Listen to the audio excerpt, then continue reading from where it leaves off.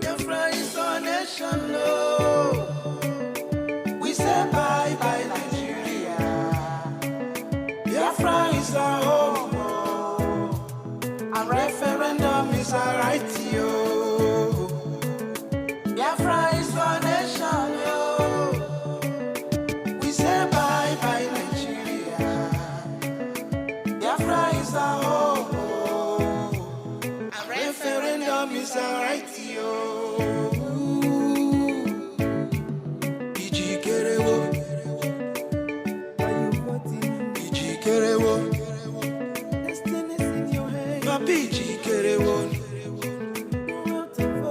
Mami Jikerewo, nobody else can give you freedom. Jikerewo. All right. Fast. I am very good. No look at It the camera. is happening live. No look at the camera. Just small. Biafrans are voting, massively voting, and so far, Biafra is just leading massively. No. I am yet to see a single vote for Nigeria. Biafrans are voting. Biafrans are voting right here in Lagos. Just in one house in Lagos, the neighborhood has assembled here. Oh, hey, Biafra. Okay. Please hand over your ticket to this beautiful lady, please. I am being informed. Hand over your ticket, the votes. The one with which you voted, hand it over to her. Make your vote count. Airborne. Yes, if you did the one online, it's okay. Already, as all the vote is going to Biafra. This is Dr. Irobi, are you here? This is happening live. Dr. Irobi, are you here?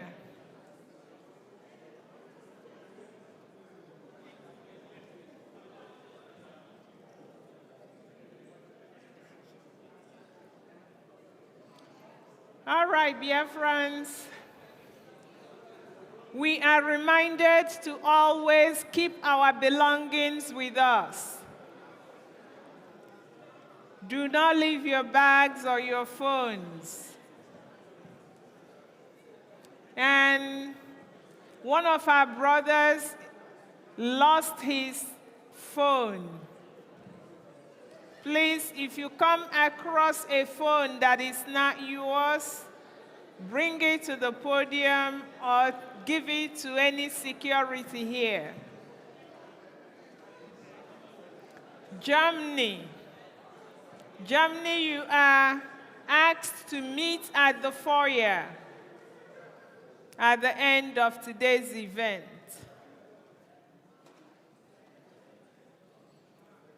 Is the sports minister here, Honorable Gozie?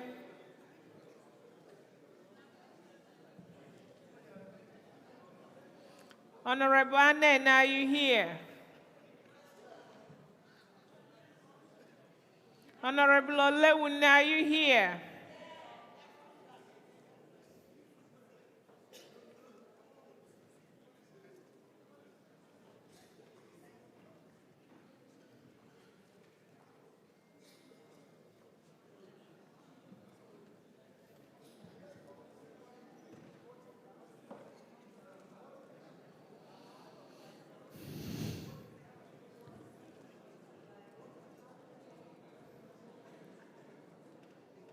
So, Biafrans, what you are watching on the video playing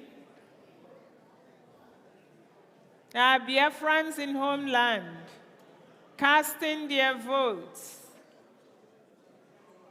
fearless Biafrans casting their votes.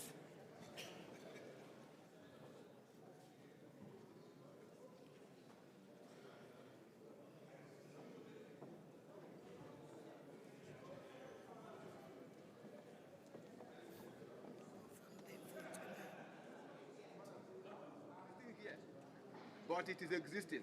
We want Biafra. We don't want.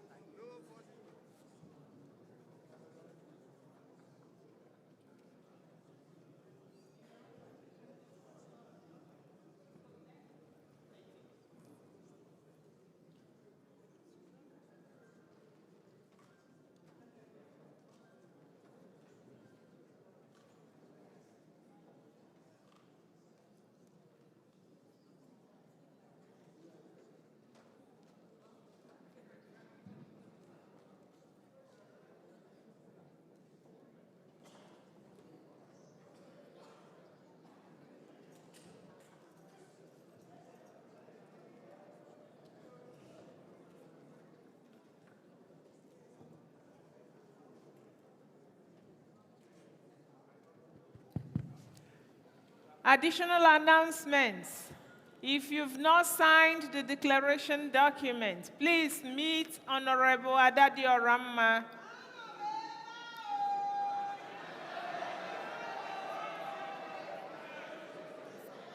Also, Adadi Oramma wants indigenes of Odumegwu State to meet at the foyer at the end of this program for a photo.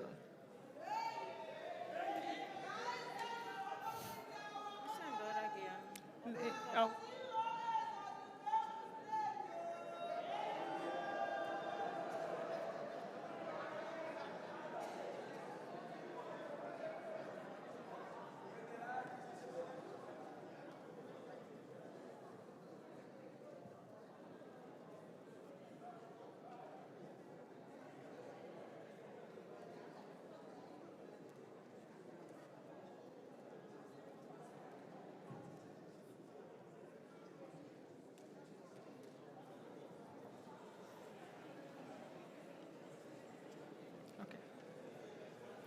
Ladies and gentlemen, all hail Biafra. All right, let us get seated.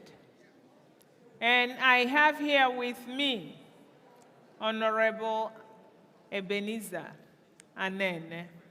He's going to talk to us about how beautiful the land of Biafra would be as soon as we take possession, full possession of our land. Honorable Anene. All hail Biafra! All hail Biafra!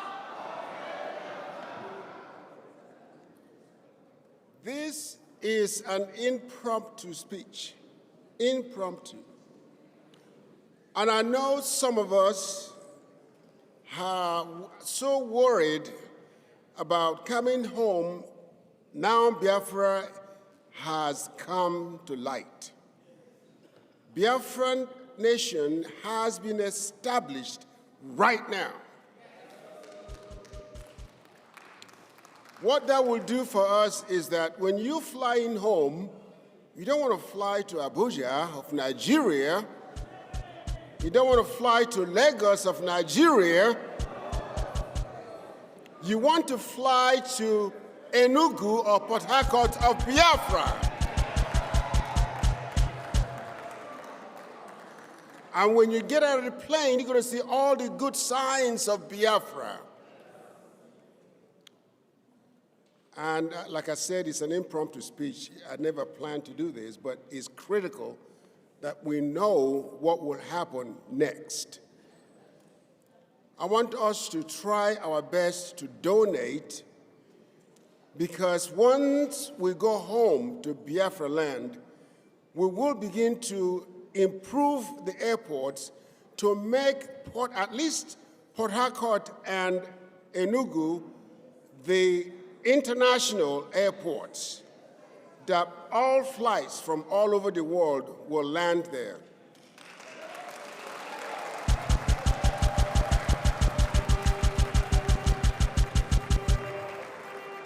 So wherever you live now, you can easily make your flight straight to these two cities.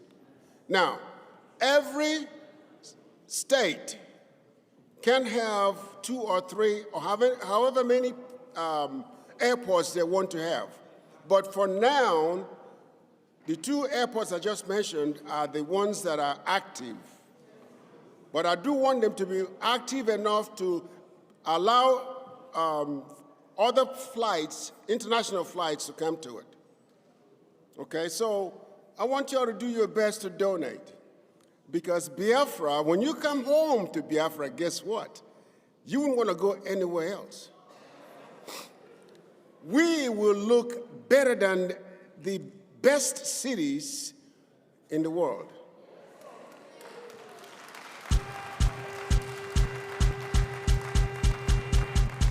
I had told our Prime Minister, and he rejoiced over that and truly agreed to it, that Biafra cities will be better than Dubai city.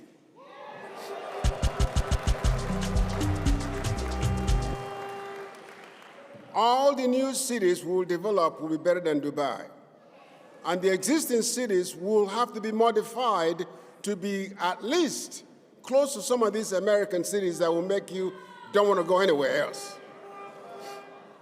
Your education will also be for Biafra.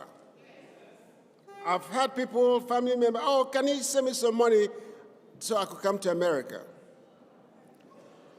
I want to get away from here. I said, nope. Biafra has come. You have to wait. And when you wait, you will see the great difference or differences in each and every city. That will make us become the best city in the world. Employment will be almost 1% lower. In other words, it's going to be 90% employment for every person that is old enough to work, 18 years old. There's so much work in Biafra land. Once it comes, we will develop that. So donate as much as you can until we're able to raise or generate all our income through the natural resources. All hail Biafra! It is not easy, but God has made it possible.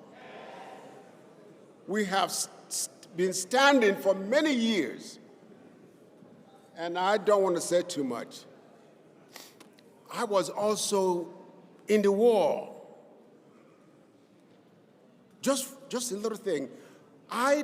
We left our home in Oka and walked almost 20 miles, 2 nights. I had 10 sets of clothes on me because there's no way to carry my clothes. That was not funny. That was not easy either. We cried most of the way. But we have to leave. So Biafra has come. Rejoice with me, because we will develop Biafra to be the best nation in the world. May God bless Biafra. May God bless Biafra. Hallelujah. Thank you all so much for coming. Some of us weren't easy to be here, but you made it. And we know when Biafra was declared, I was ready to run.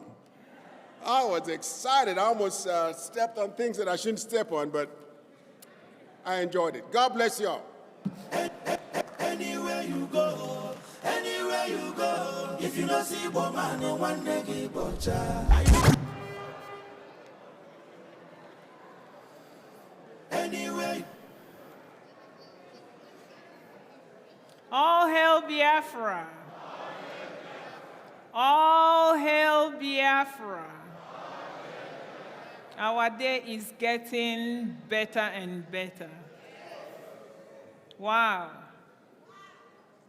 Ladies and gentlemen, we have a special guest in our midst. We are so lucky to have this guest. Our PM has been working so hard for this guest to grace this occasion, and he did.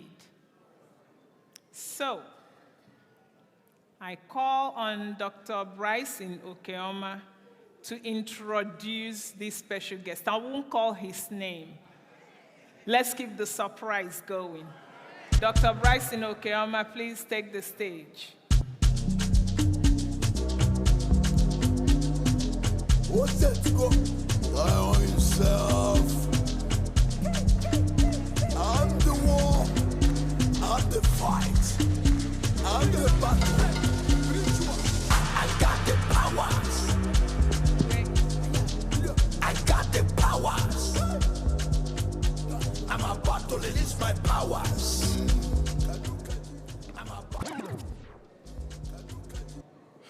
Okay, thank you very much. And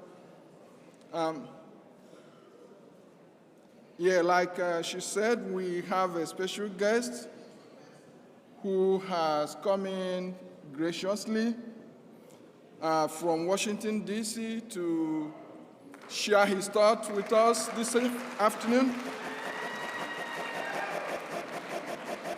So everyone here agrees with me that Nigeria is probably the only country in the world facilitating external aggression against her indigenous populations. Is that a fair statement? Okay. Invading terrorists kill hundreds of indigenous populations, African community. But instead of deploying their military to root out the invaders, Nigeria deploys its military against indigenous populations resisting the invasion.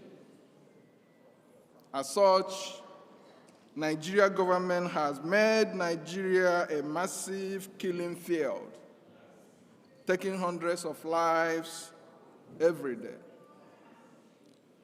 For us to have a state that uses its military to defend her citizens, the independence of Biafra, the independence of the United States of Biafra is a necessity. On November 30th, that's just 2 days ago, we listened to perspectives from Michael Rubin, an advocate for freedom, who had written about Biafra self-referendum, the data you just shared, and the need for the incoming US President, Donald Trump. I know you guys love him. To pay attention to Biafra. Today, we will listen to another Washington, D.C.-based advocate for freedom, Mr. Doug Bandar.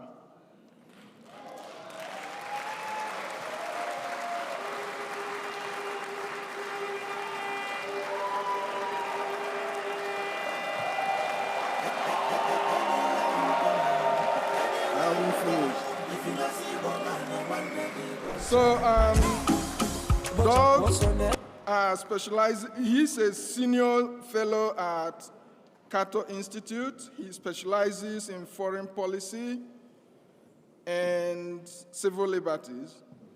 Doug has written extensively on issues bordering freedom and civil liberties around the world, and has written several articles on insecurity in Nigeria.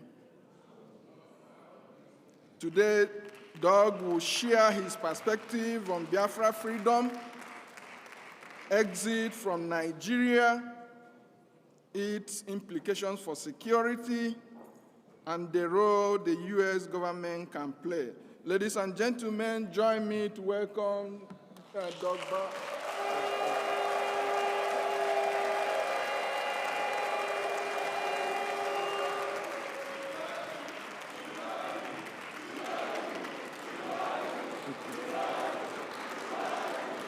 Thank you.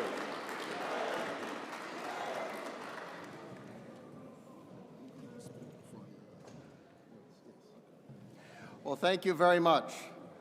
This is a much more enthusiastic audience than I normally find in Washington, D.C. And I appreciate very much the opportunity to come. As you can imagine, for me, it's very unusual to be speaking about Nigeria in Lahti, Finland. Only very recently did I have a chance to meet and to speak with your ministers and discuss your cause. And I'm very glad that Michael Rubin spoke to all of you. I have great respect for him, and he writes about liberty and freedom around the world regularly in Washington. I have visited Nigeria and have been incredibly impressed at the people that I have met. As I traveled across Nigeria, I found people who were entrepreneurial, who worked extraordinarily hard, who were people of faith, people who cared for their families, and people with extraordinary potential. Yet I found that they suffered under a government that did not live up to its responsibilities to protect them and to protect those opportunities for them, and a government that in many cases seemed to be working against them instead of for them. Now, Nigeria, as anyone who looks at would recognize, is extraordinarily important, not only for Africa, but to the world. It has the largest population and economy in Africa. Africa itself is a continent of extraordinary potential, a growing population when most of the rest of the world, including America, have declining populations. But we see vibrancy and growth in Africa. And Nigeria has so much to offer, not only to Africans, but also to Americans and to people around the world. I have occasionally gotten into a taxi cab to go to the airport, and my driver, it turns out, came from Africa. And we will discuss where he or she came from and what their home was like. And what I am particularly concerned about, like Michael Rubin, is concerned about human rights, about religious liberty, about economic opportunity, all of which are fundamental for human people everywhere on earth. And despite problems in my country, and as all of you recognize, all countries have some problems, and I accept with my own as well, the United States has done generally pretty good at trying to protect those opportunities and those liberties, which is why we've drawn people from Nigeria to America. But you shouldn't have to leave your country to have those opportunities.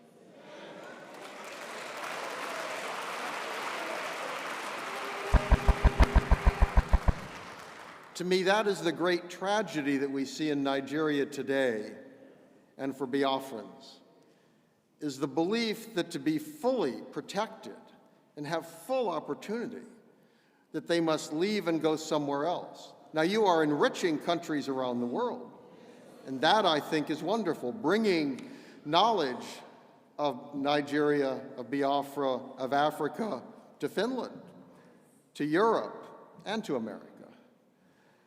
But again, you shouldn't feel you have to leave your homes to do so, and that is something which other people, other countries around the world should support you as you demand that those opportunities be protected.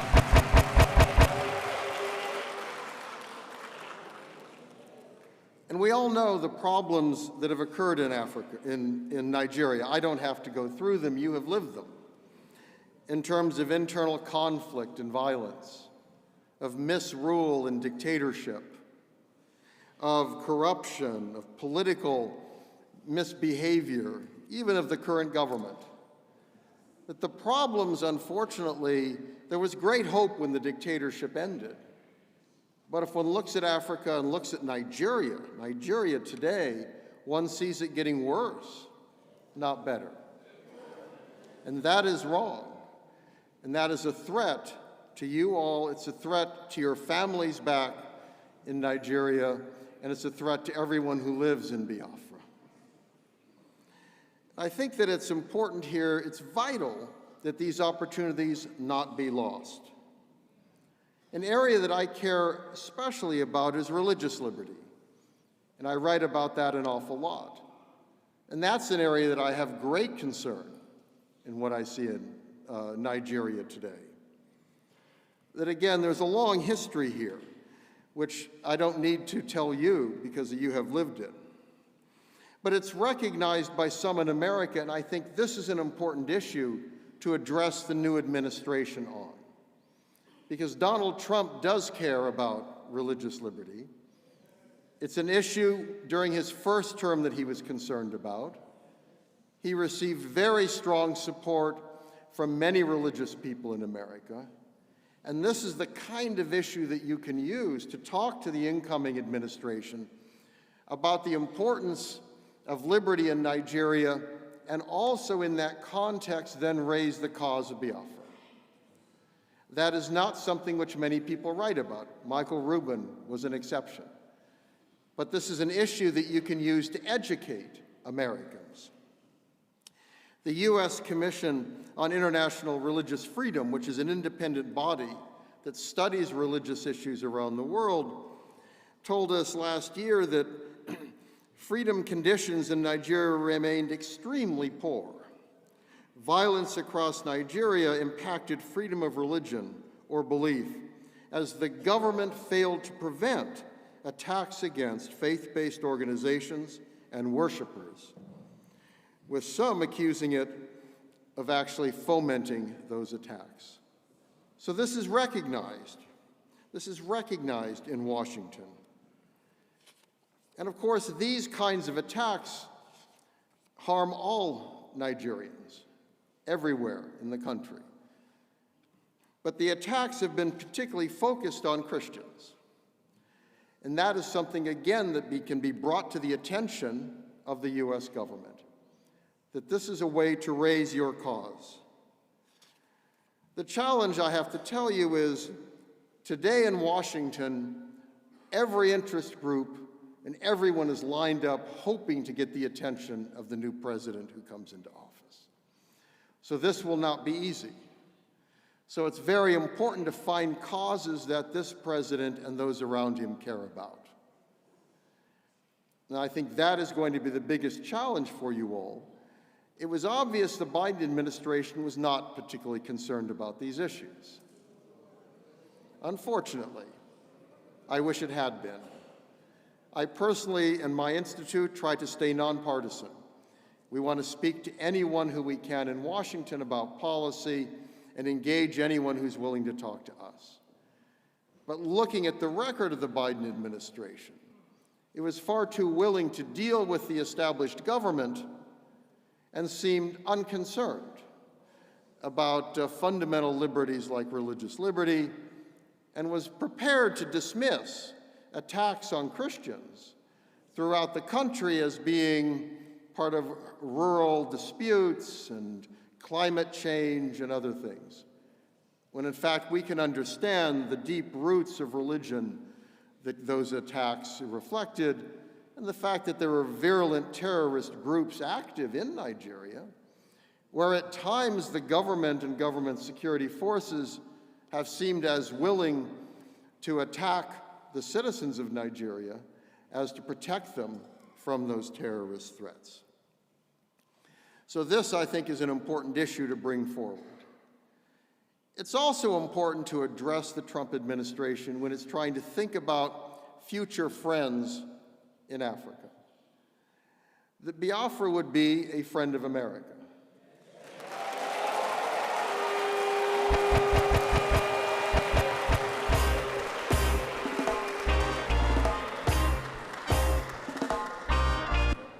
And you are certainly making that case, and you need to ask those you know in America to make that case in America as well. Because again, Donald Trump is, shall we say, a very unique person. That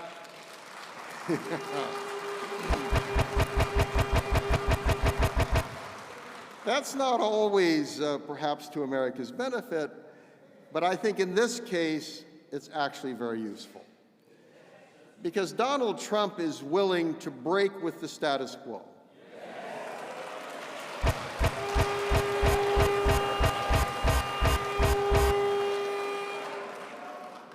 I do a lot of work on issues like North Korea, and I thought one of the brilliant steps that Donald Trump took was a willingness to meet with the leader of North Korea that no other US president had ever done.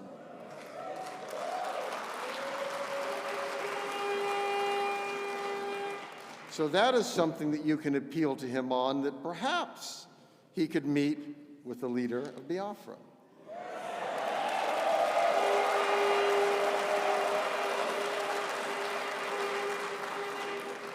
That he recognizes the importance of reaching out to people who his predecessors refused to have anything to do with. Donald Trump, maybe there is an opportunity. And I also think those around him, many of those who are coming in, share that willingness to challenge the status quo. And that is what you suffer from. And I will admit, when I first heard about what you were doing, I'm old enough, unfortunately, to remember the terrible war. I was young, but I still remember pictures on TV and pictures of starving children, the horrors that happened with that. And you all know that. I suspect almost all of you had people who suffered in that, friends and family who died and suffered, the horrors of that, which can never be repeated. But what the status quo in Washington then is, we don't talk about such things, right? We put them away in a closet somewhere, and we say that issue's finished, nothing to be done, please don't bother us, we have other things to do. And when you sit in Washington, I have to tell you, it's very tempting to it's kind of the ultimate imperial city, where American policymakers view themselves as kind of on top, and their job is to speak to the world and deliver their judgment. Now, I am not going to tell you what to do. I'm not going to tell Nigerians or Africans what to do. I do not live your experience. I do not go through your experience. I have not suffered what you have suffered. I have not had the frustrations that you have had. So the last thing I would ever do is to try to tell you, as if I know better than you, what you should do.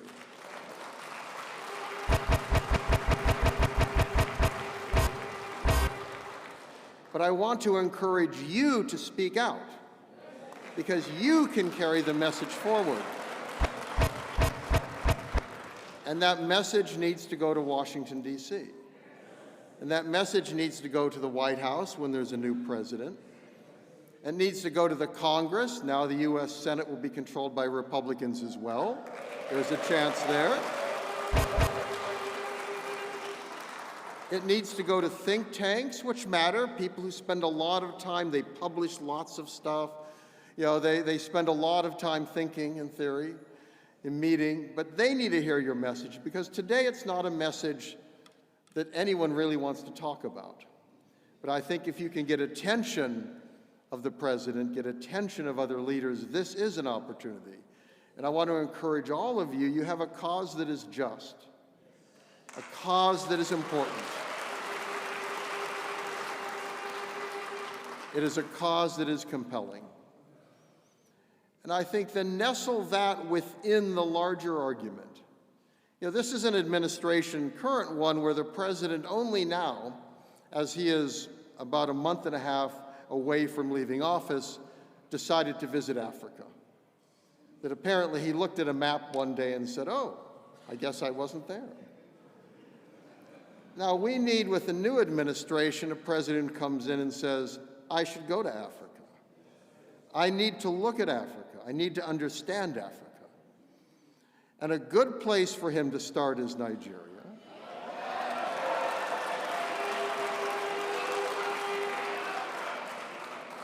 And if he starts, he should not start thinking of Abuja.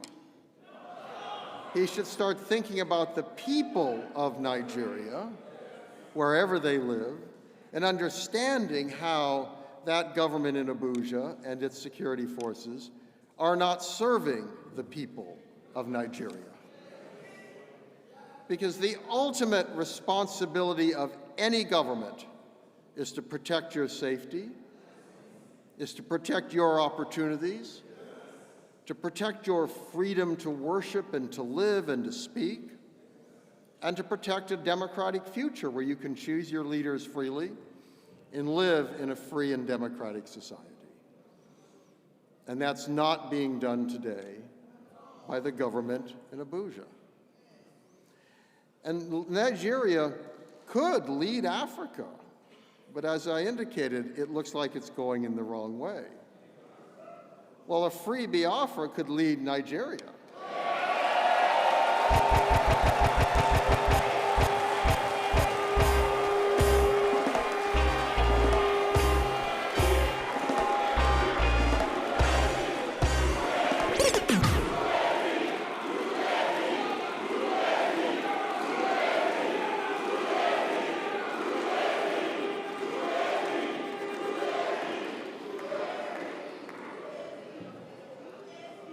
So I want you to take that message to Washington, that listening to you is an opportunity for the United States to help improve Africa and help Africa lead the world. Because as I indicated, again, you look around the world, virtually every country is shrinking. I mean, one can look at Europe, and much of Europe could theoretically disappear. I mean, the estimates on fertility rates, it's extraordinary. Even at China, by the end of the century, people talk about a China being maybe 400 million people rather than 1.4 billion. Africa continues to have vitality. Africa continues to have life, and for the future can show the way. And that is a very good reason for the United States to have a president start with a visit to Africa, not end with a visit to Africa. To turn it around and say, I'm starting with the future. I'm starting with the possibilities. I'm starting with the opportunities. And again, a good place to start, if that's your policy, is Biafra.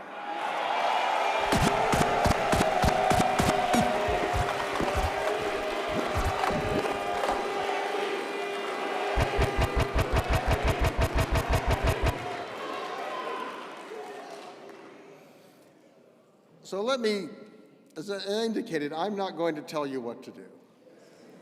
But it looks to me like you know what you want to do.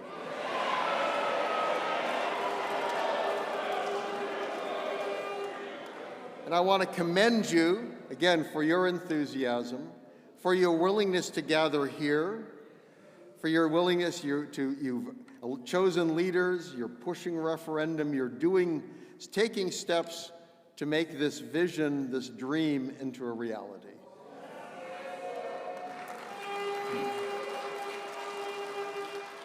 And I just want to encourage you on that journey.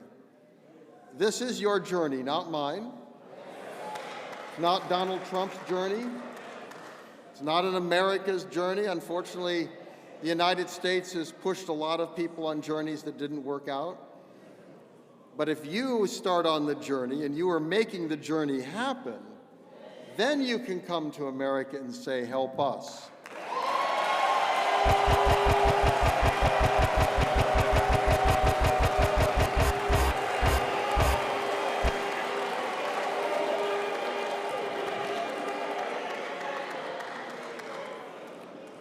So I want to conclude with a vision of a democratic and prosperous African continent, a democratic and prosperous Nigeria, and a democratic and prosperous Biafra.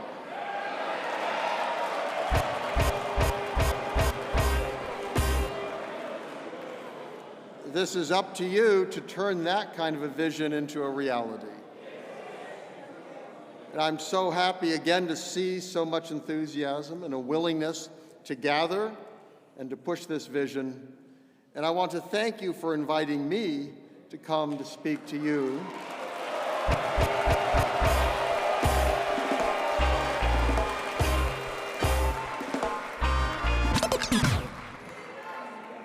Because I have to tell you, as someone who's been involved in American politics for a very long time, and has grown a little tired and a little cynical about American politics, I find this energizing and for me to go back to America.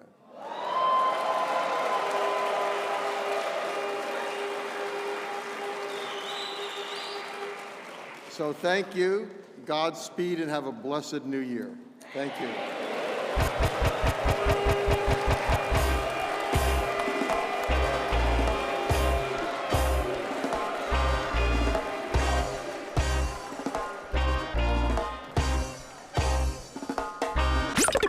Yeah, that was a surprise.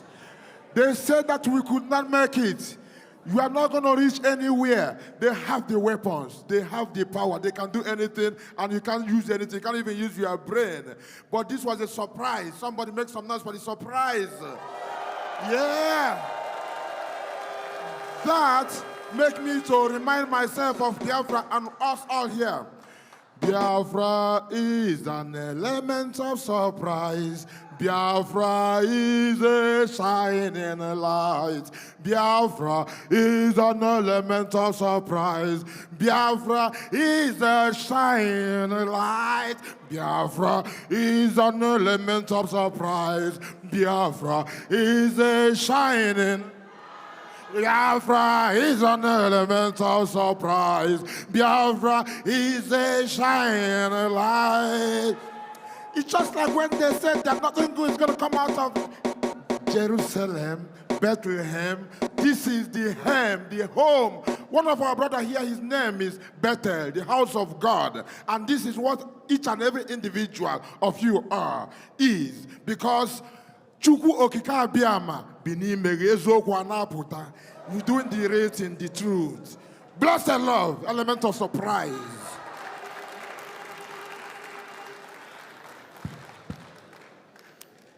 All hail Biafra! All hail Biafra! Biafrans, another hands of applause for Mr. Dodd.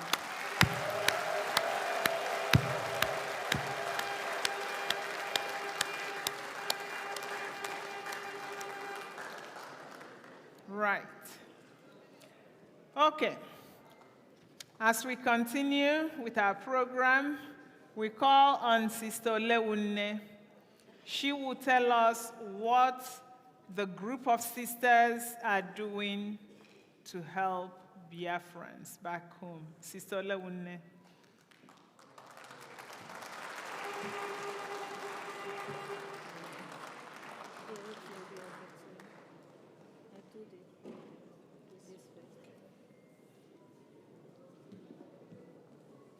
Ndewon.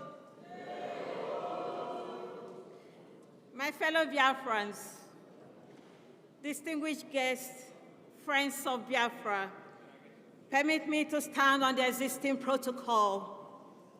Today we gather here not just to recount the past, but to chart a new course towards a future filled with hope and self-determination. We stand on the shoulders of giants with history that stretches back centuries, encompassing triumphs, tragedies, sacrifice, blood, and an unyielding spirit of resilience. This speech is a tribute to the journey of our people, the Biafra people. From the depths of slavery to the emergence of the United States of Biafra, USB. It is a call to remember, to honor, and to forge ahead. The dark abyss of slavery. Our story begins in the heart of Igbo land, where our ancestors live in thriving communities, rich with culture, tradition, and a deep sense of kinship. However, the shadow of slavery cast a dark spell over our land in the 16th century. The transatlantic slave trade forcibly uprooted countless Biafran men, women, and children from their homes, shipped them across the Atlantic to endure unimaginable horror in foreign lands. Igbo slaves found themselves in various parts of the world: Brazil, Caribbean, the United States, and beyond. Despite the brutality of their conditions, they carried with them the indomitable Igbo spirit. In these foreign lands, they preserved their heritage through subtle acts of resistance, cultural retention, and community building. Survival and evolution. In the Americas, Igbo slaves were known for their resilience and ability to maintain aspects of their culture, identity. In Jamaica, the Igbos were called Ebo and were reputed for their strong sense of spirituality and community. In the United States, their legacy lives on in the Gulan culture of the Sea Islands, where the echoes of Igbo language custom can still be heard. In the story of Olod Ekwano, an Igbo man who was enslaved as a child, but later bought his freedom and became the prominent abolitionist, is a testament to our people's endurance and ability to rise above adversity. His narrative, interesting narrative of the life of Olod Ekwano, is a poignant reminder of our past, a beacon of hope and a future, a beacon of hope for our future. The Biafran-Nigerian War, a struggle for self-determination. Fast forward to the mid-20th century, the dawn of independence in Africa brought new hope. But for the Biafrans, it also heralded a period of unimaginable pain and suffering. The political instability and ethnic tension in Nigeria led to the secession of Biafra in 1967. The Biafran-Nigerian War, also known as the Nigerian Civil War, was a brutal conflict that lasted for 3 years, from 1967 to 1970, claiming over 3 million lives of Biafrans. Accidentally, I was born in Biafra, not as a Nigerian. I was born during these years of existence of the sovereign state of Biafra. Many people wouldn't believe that I was born at this time. Perhaps that explains my unquenchable fire of Biafra that I carry. The war was characterized by immense suffering, particularly for the civilian population. The blockade imposed by the Nigerian government led to widespread famine, resulting in the death of millions of people, many of them children. Images of starving Biafran children shocked the world, highlighted the severe humanitarian crisis. Thanks to the intervention of many missionaries, organizations through the Biafran airlifts, by the effort of the Joint Church Airlift, the GCA, Catholic Relief Services, the RCS, Caritas International, missionary priests and sisters, particularly the Holy Ghost Fathers from my land, Bishop Shanahan. They did a tremendous job in Olo, and it can still be there. You can still see it today. The wonderful College of Boys and Girls, Bishop Shanahan College in Olo, still functioning, still standing. Many Biafrans lived lives were saved because of their efforts. Many lives were saved. The missionaries did a tremendous job in Biafra during the war. Despite the overwhelming odds, the Biafran people displayed incredible resilience, innovation. During and even after the war, Biafrans were stripped of everything they owned in the same Nigeria. They were integrated back into, regardless of your possession, network, or your bank balance. The Nigerian government seized all, gave Biafrans a mere sum of £20 to restart their lives. Yet, Biafran, my people, survived.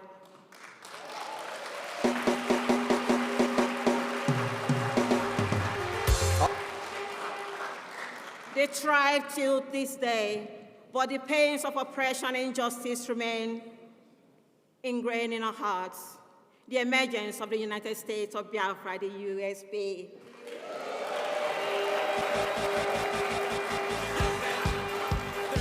The war ended in 1970 with Biafrans reintegrated into Nigeria, but Nigeria covertly continued the war against Biafra in principle, so the dream of self-determination never died.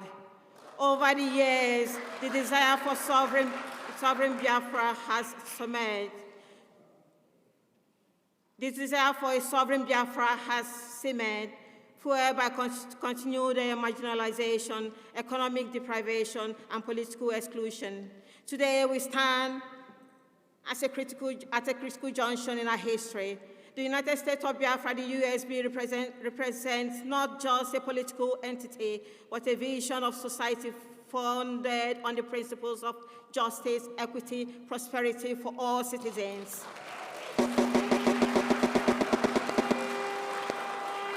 It is a call for self-governance, where the rights and aspirations of the Biafran people are fully recognized and respected. It is a reclamation of our identity, our rights to chart our destiny. Conclusion, Biafrans, let's go home. It's time to go home.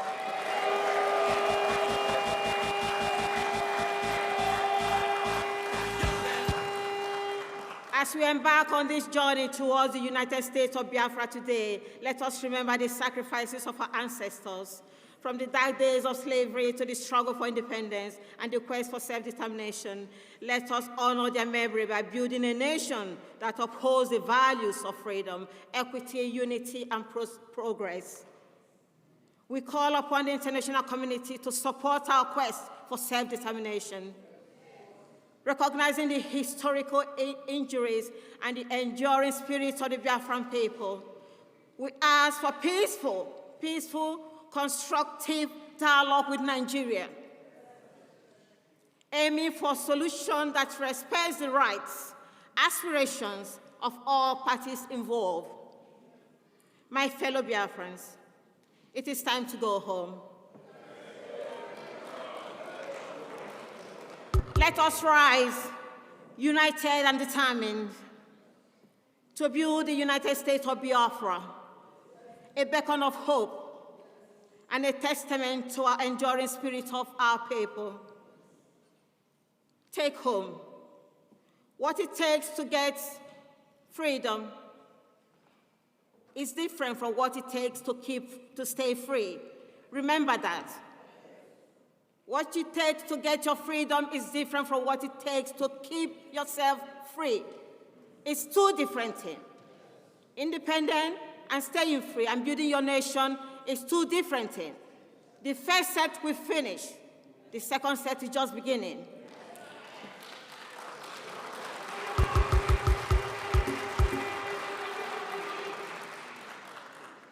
At this juncture, may I say, may Chukwu Okike Abiama bless our leader, Ohomadike one of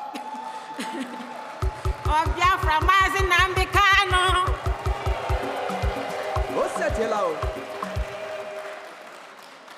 May he bless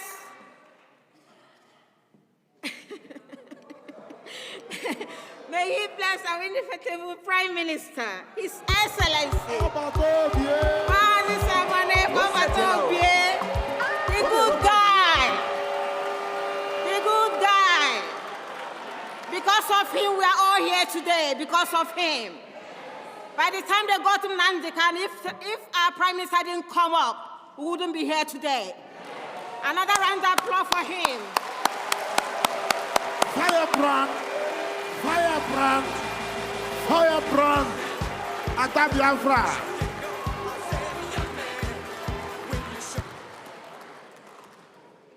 May he bless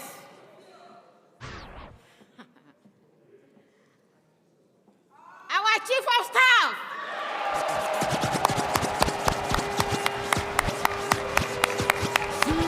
COS, yeah, lioness. Oh, yes. Pretty cabinet lions and lioness. COS, the lioness. Oh, They thought when yes. they got our prime minister, nobody will come to Finland. We are here today saying it's Biafrans, not just the prime minister. Biafrans are speaking. And I thank our chief of staff for standing up and taking them one blow, 7 apple down. Yes, sir. Yes, sir. Yes, sir.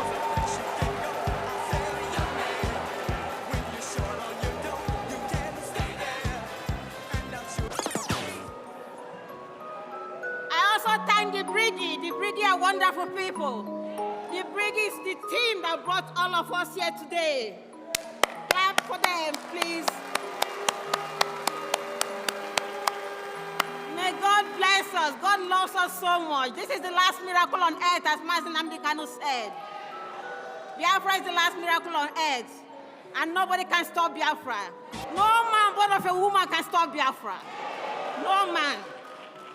On this note, the Sisters of Our Lady Immaculate, which I'm humbly the founder, is offering to Biafrans a place you can come and have a retreat.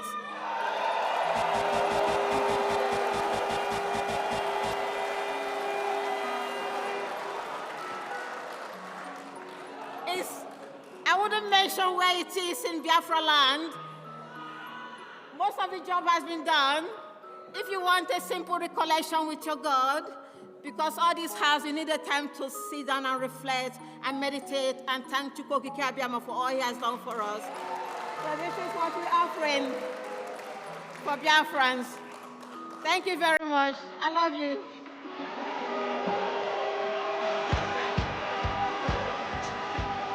Firebrand, thank you.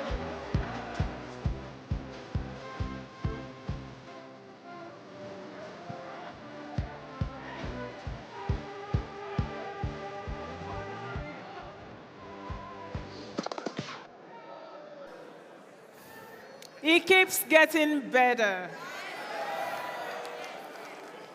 We thank Honorable Oleunne. Thank you so much. Now we call Honorable Dorothy Adanna to the stage.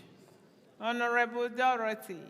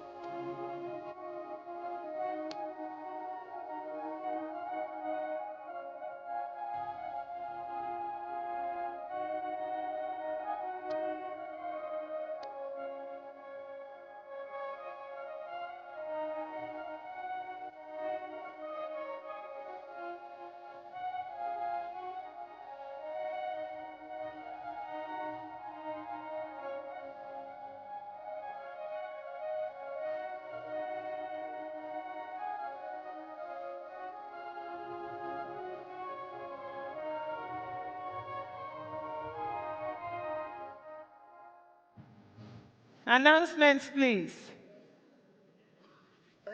Thank you, fellow Biafrans and lovers of freedom.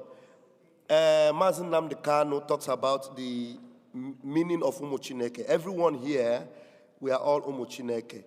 Please, it's not palatable that some of our brethren are looking for some of their properties, especially telephones.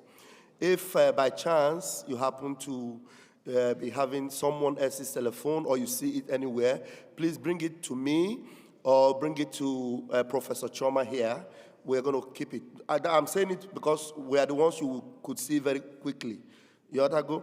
Because the security might be checking so that you don't go away with someone's phone or be embarrassed when they check you and they see someone else's telephone. You may not have taken it deliberately. You may have, by chance, misplaced it and it's with you, please. Or any bag that belongs to someone and you happen to come across, please bring it to me. I beg of you. Thank you very much. Very, very important. About 4 or 5 people are complaining to have misplaced their telephone. Yes. Telephone is not proper. Thank you very much. God bless you. I'm waiting to collect anyone you see around you on your seat. By chance, please bring it to me. Thank you very much.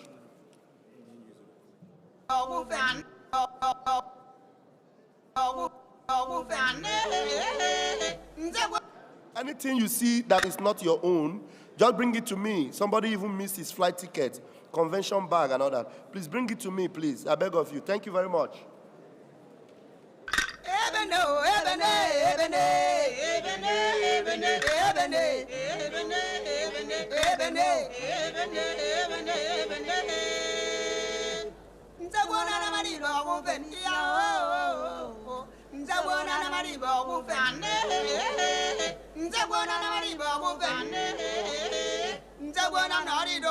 Yes. So please cross-check yourself because, sometimes we just pick up the next handy, the next mobile phone. Yes, or whatever, because all our bags look alike. You know what I mean? So please, everybody, cross-check, even when you are sure that you have your own. So still cross-check. And right now, our sister, when she mentioned Obatobie, first of all, she mentioned Ohamadike 1 of Biafra. Then something happened when he came to PM. Then that thing sent the signal straight to me, the reason why that happened. Because you remember, before he became our PM, we called him the Dragon. You know that? Conquering Dragon, conquering Dragon. Yes, Timon is a conquering dragon, a conquering dragon, conquering dragon. Never, never gonna take intimidation, conquering dragon, conquering dragon. Love the truth down to his heart, conquering dragon, conquering dragon. I'm gonna tell you this story now. Just like Daniel, yes, in the lion's den. They wanted to harm him, but they couldn't do him anything then. They checked and realized he was the real lion. Yes, sir, this dragon is a real lion. Then I called him conquering dragon, conquering dragon. Couldn't take no intimidation. Conquering dragon, conquering dragon. You agree with me? Say yeah. Conquering dragon, conquering dragon. Him come brings you destruction. Conquering dragon, conquering dragon. And we are marching to Biafra land. Conquering dragon, conquering dragon. Minister Gozier, the sports minister, are you here?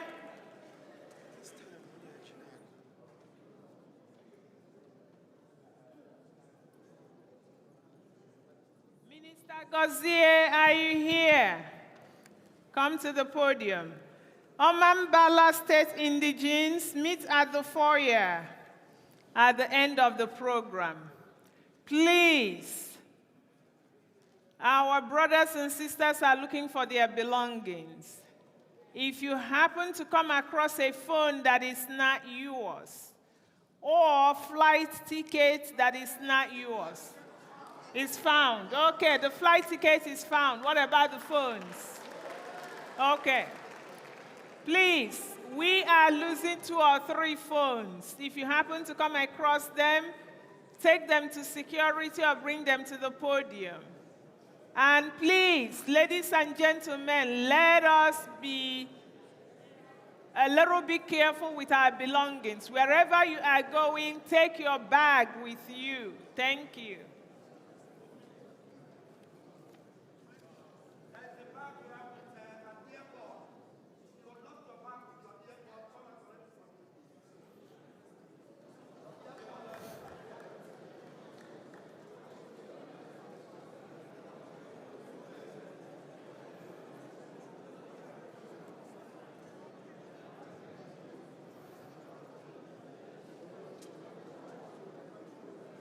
Ladies and gentlemen, welcome the Sports Minister to the stage.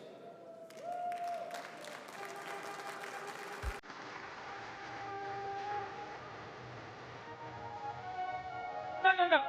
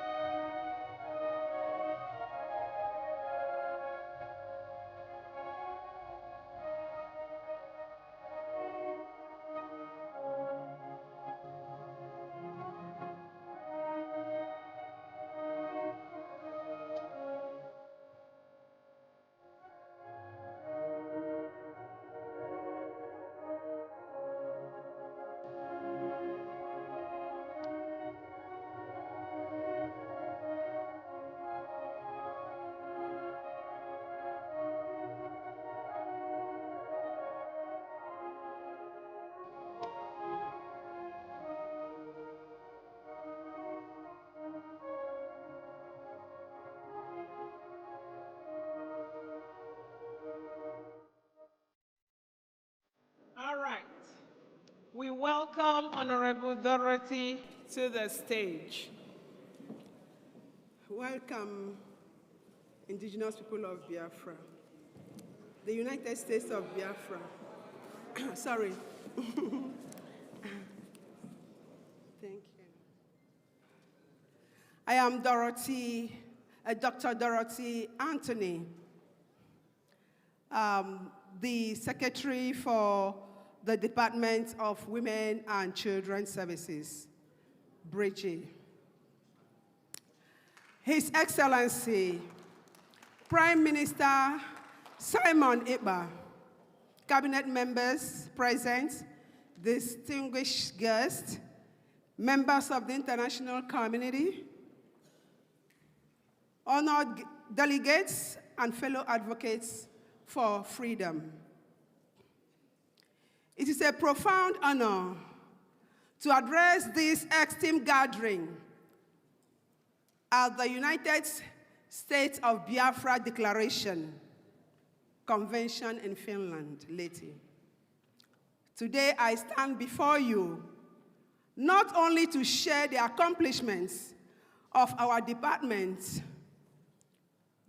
of the Women and Children Services, but also to celebrate the incredible resilience, creativity, and determination of Biafran women and children.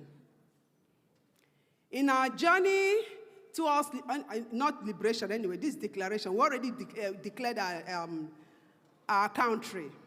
In this journey, the future lies in the hearts of our children and the unwavering spirits of our dear women who have suffered untold hardship back home country. It is our duty to empower them, nurture their talents, and amplify their voices on the global stage. This year, we made history in bringing Biafran's children into the international spotlight. In June, our children joined peers from all over 200 countries to participate in the 6th International Women's Peace Arts Competition. With the guidance and support of the Department of Women and Children Services, they painted powerful visions of peace, wrote heartful poems, and shared stories of hope. Their art's work reflected their dreams of a better tomorrow.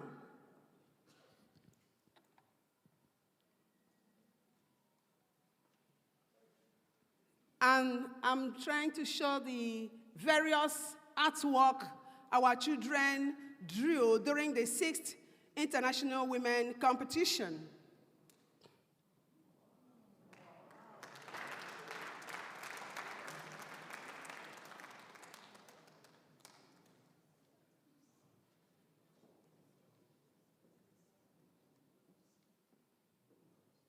So we had time practicing for months to enable them participate in this very competition. From diaspora, we were able to connect some of them in diaspora and some of them in back home country to show you the resilience of our children. They also participated in, they have different cultural dances. We have 2 cultural dances, one in diaspora and one in back home country. And you can see, I don't know if the drawing is showing, the drawing of Hamadike and that of our Prime Minister.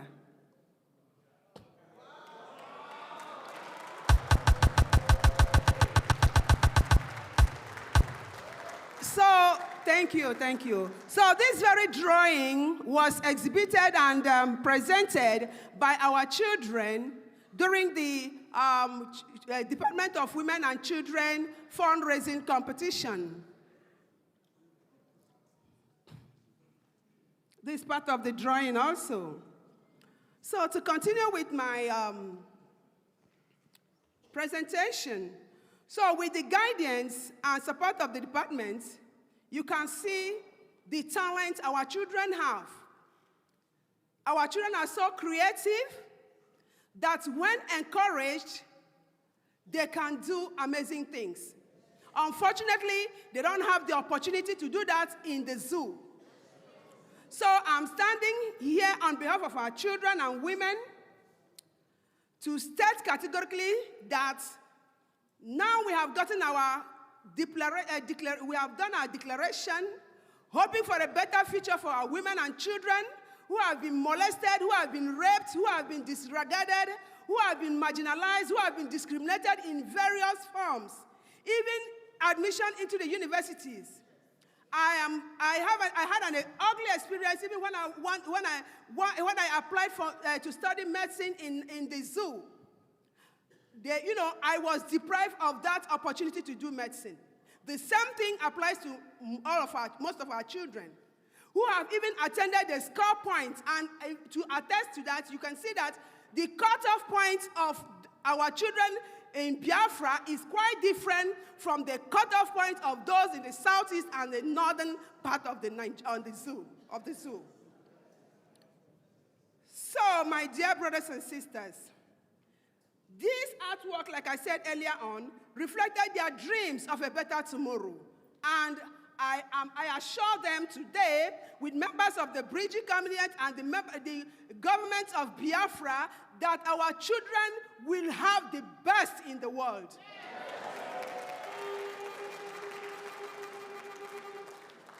So to ensure their success, our department provided the necessary funds for the materials and internet access. This was not just an investment in art, but an investment in their voices. Through these expressions, our children describe what peace means to them. A vision that transcends borders and challenges us all to build a brighter future. It is with this great pride that I share the news that Biafran children stood out on the world stage.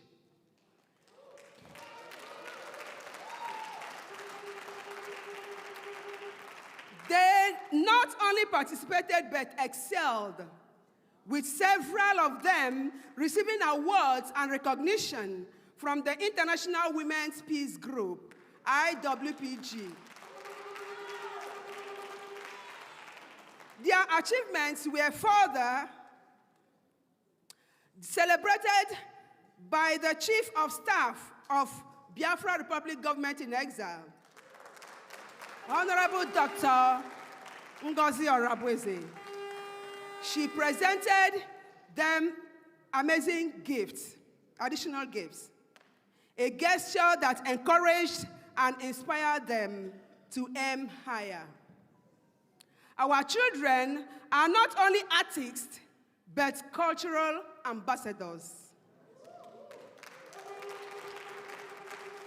The Biafran Children Cultural Dance Group, along with the Biafran Women Dance Group, has showcased the richest of our traditions, telling our story through rhythm, movement, and songs.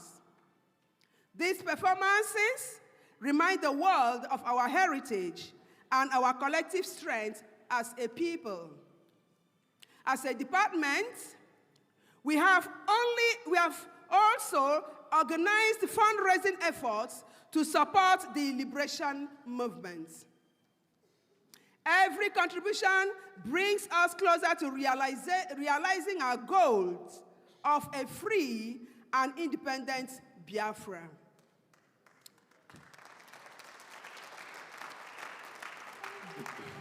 Thank you. Biafra, where our children can grow in peace and our women can lead without barriers. So just a few days ago, before we came to for this conference, that was in November 23, 2024, the International Women Peace Arts Competition concluded, but its impact will be felt for years to come. The drawings, poems, and writings presented by our children are a testament to their hope, resilience, unwavering belief in a better future for Biafra. As we gather here today, let us also remember that the liberation of Biafra, which already we have declared, is not just about political independence. It is about creating a society where every child can dream freely and every woman can lead boldly, just like you can see our COS. So, my dear Biafrans, I urge all of us to continue supporting our women and children. Let us nurture their talents, amplify their voices, and ensure that they remain at the heart of this declaration and our country, Biafra. For in them lies the soul of Biafra and the promise of a brighter future. To conclude, together, we have already liberated Biafra, but we, like Sister Olowune said, we are rest assured that we are going to fund our country and make it a better place for our women and children. Thank you. We will also build a future defined by peace that the zoo couldn't give us, defined by justice that the zoo couldn't give us, and in other words, defined by unity and love. Thank you, and may the spirit of Biafra continue to guide and protect us.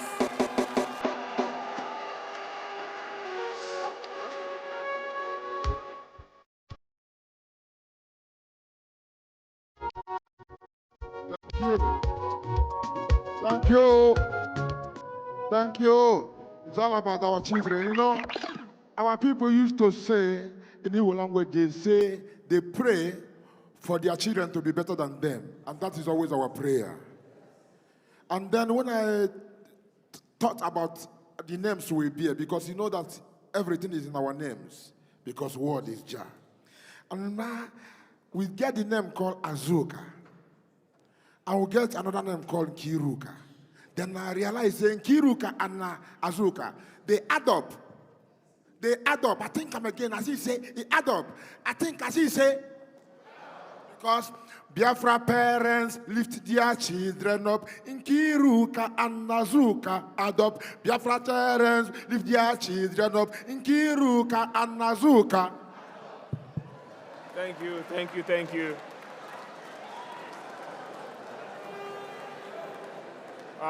Thank you.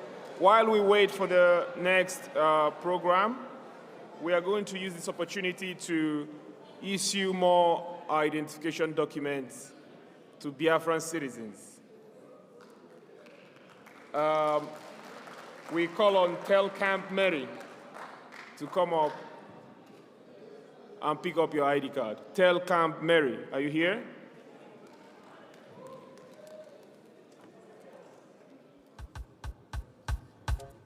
Anyoha Catherine.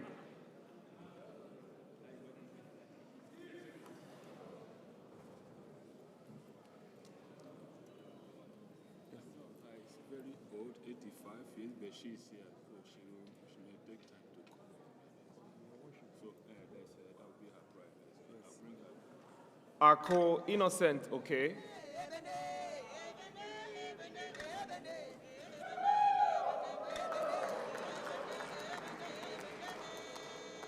Prince Michael.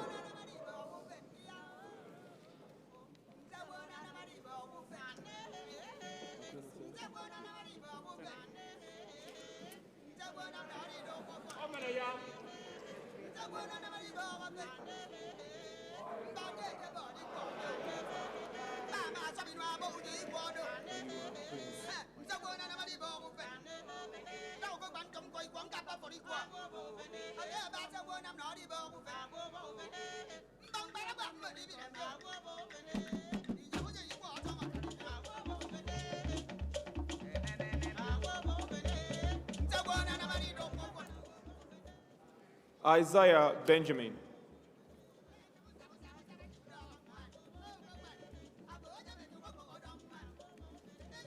Can you make some noise if you hear your name, please? Okpara Peace Ijoma.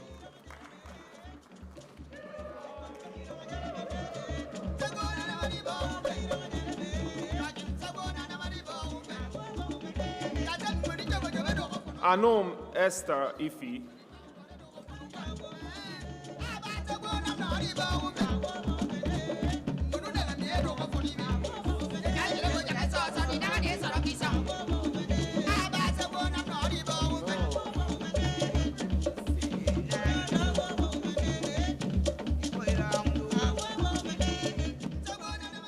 Obetrams Ike Ejidai Ejidike. Either one.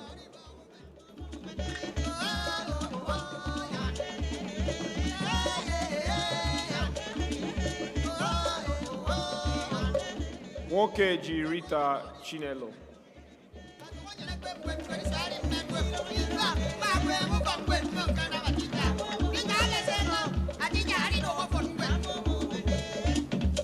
Okoli Ethel Obiageli.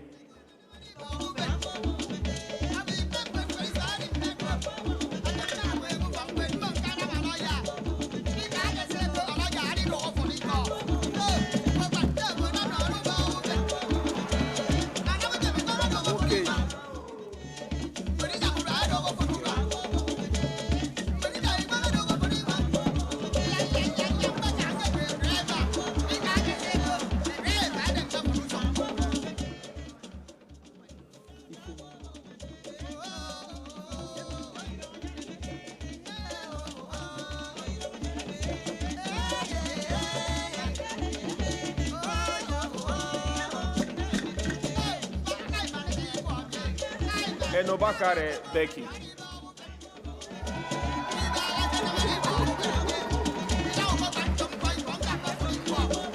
Iyobi Imeda Nonyelum.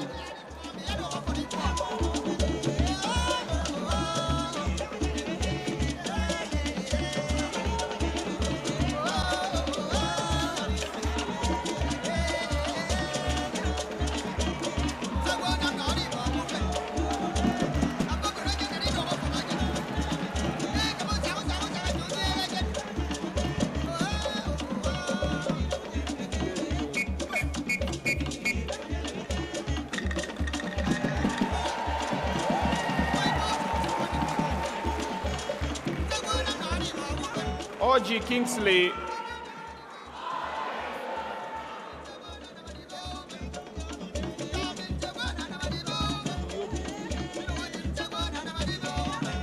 Orji Kingsley Odera.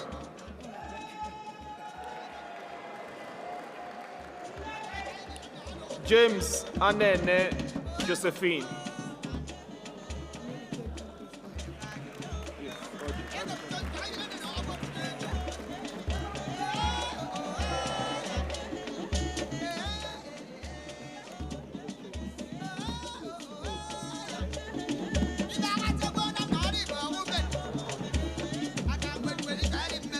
Okereke Nenaya C.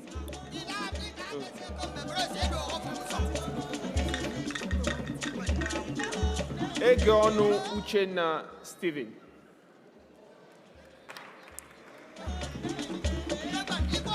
Abana Flora.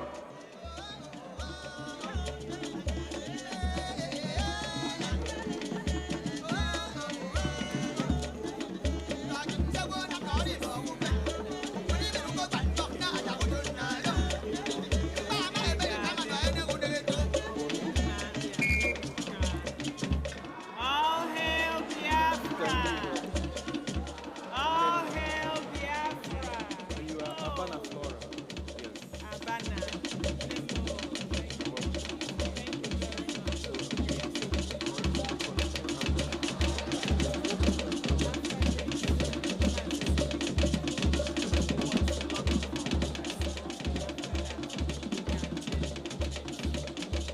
All right, thank you. We continue later.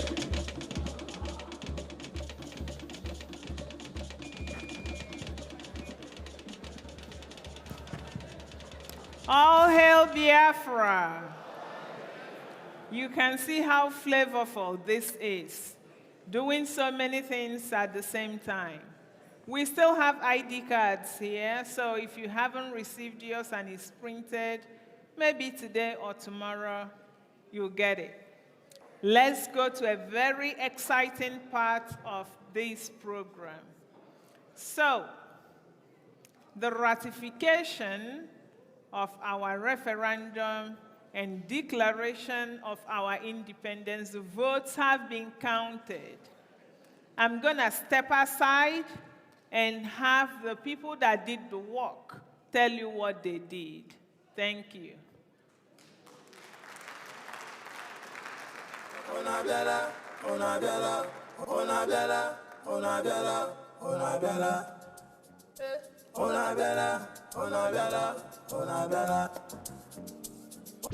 All hail Biafra. Onagakwa. Hip, hip, hip, hip. Once more. Hip, hip, hip, hip.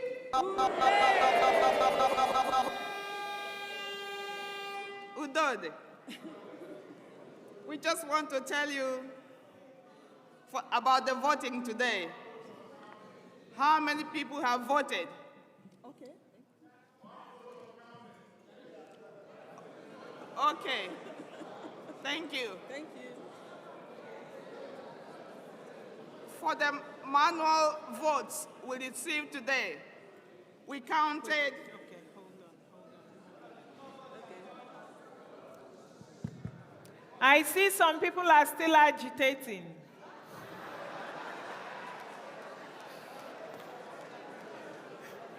People are agitating, they want their votes counted. And we are Biafran, so all votes must count. So we have 5 minutes for you to submit your ballots, otherwise it will not be counted. Please.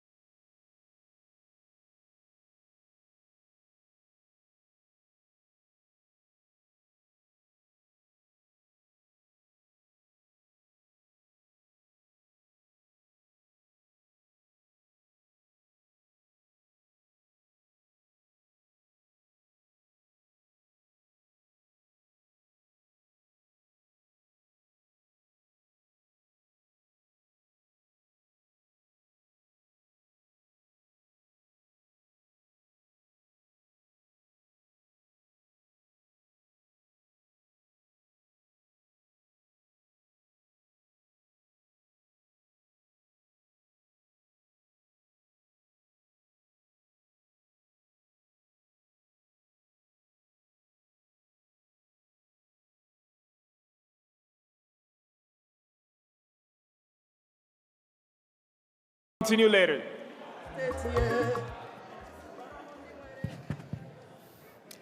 Biafrans are multitaskers. You see, you do many things at the same time. All right, ladies and gentlemen, now we welcome our information minister, Minister Sunny Abarawa.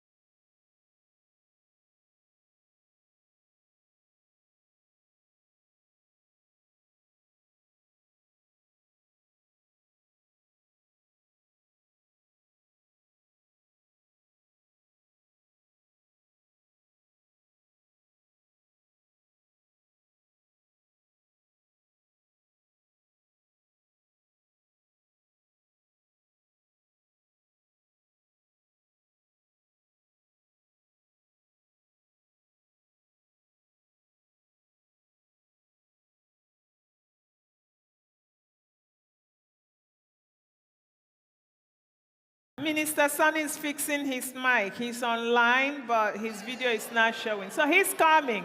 Wait, he's coming, okay? Let's continue with ID card. Leonard Uche Patricia, are you here? Leonard Uche Patricia.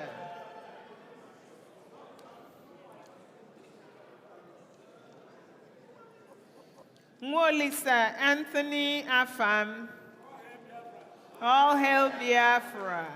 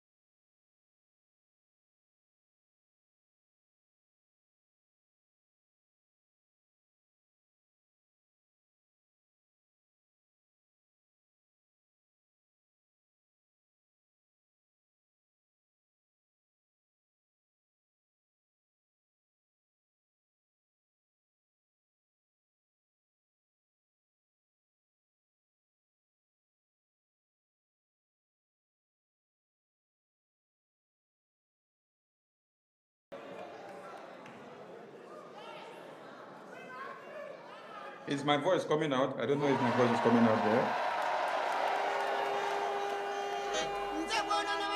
Is my voice coming out, please? Let me know if my voice is coming out.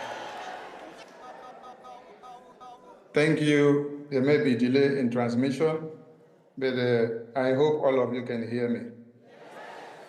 We have made it, and the dreams of the Prime Minister has come to be.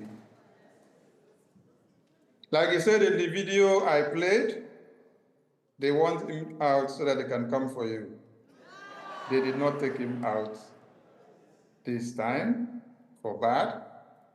He went to prepare and to come back for the battle that lies ahead. If he was here with us, maybe we wouldn't have done our best. But today, we are doing our best, and he is very, very proud of us wherever he is. And he's watching us and seeing everything. So keep up the good work. I welcome everyone to this very hall, where the Biafra national anthem was brought to fruition. I salute everyone that have come from all walks of life, because it's not been easy. This is what my supreme leader had dreamed, and this is what the heroes and heroines of Biafra had dreamed to be.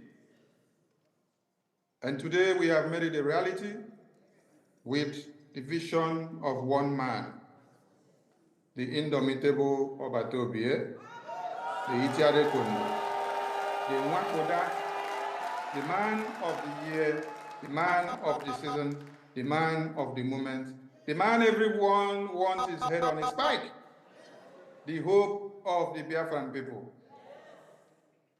Ebeiso Ekong, the pride of the Biafran people. The man that has no resemblance in all he does. Without him, we wouldn't all have gathered here today. And so we have thousands and many reasons to be so, so grateful to him. He laid a good foundation. He fought a good fight of faith, and we are living to his legacies. That is why all of you, the cabinet officials, starting from the COS down to every cabinet member, are here present in Finland to make it a reality. They said I should not pass from the airport to come down to Helsinki and to head down to Lahti. But I am surprising them today that I am in Lahti today. Above all else, I am speaking to everyone in the convention. It is mind-blowing and it is intriguing that technology can connect us from all over the world to partake in everything that we do. Yes, I welcome the American delegates that have spoken. I welcome and I thank the Ambazonia delegate that spoke yesterday, and the Eritrean government president, and most especially Michael Rubin, who has been doing a great job for us, and our indomitable Biafra political and diplomatic engine, our Elias,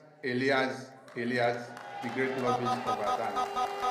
We thank you for the great work that you're doing, because if not you, the Biafran people wouldn't have attended the height that we have gone now. It is one thing to hire services, and it is another to get what you paid for. Elias, the Biafran government are so proud of you, and my Prime Minister will be super proud of you as we forge ahead to the next stage. It is our dream. Like the last speaker said, and we decide how we make this a reality. People would not come to fight for us to make our dreams a reality. We are the ones to come with the template and to put it to work. That is why I acknowledge the works of my Prime Minister, because never a time has the Biafran people organized themselves this good that they now have a government and a template and every arms of government and everything needed for a nation to stand. The Prime Minister is the man that has made that history. And every one of you that stands with him and make it happen, your names will be on the monument of Biafra in years and centuries and millenniums to come.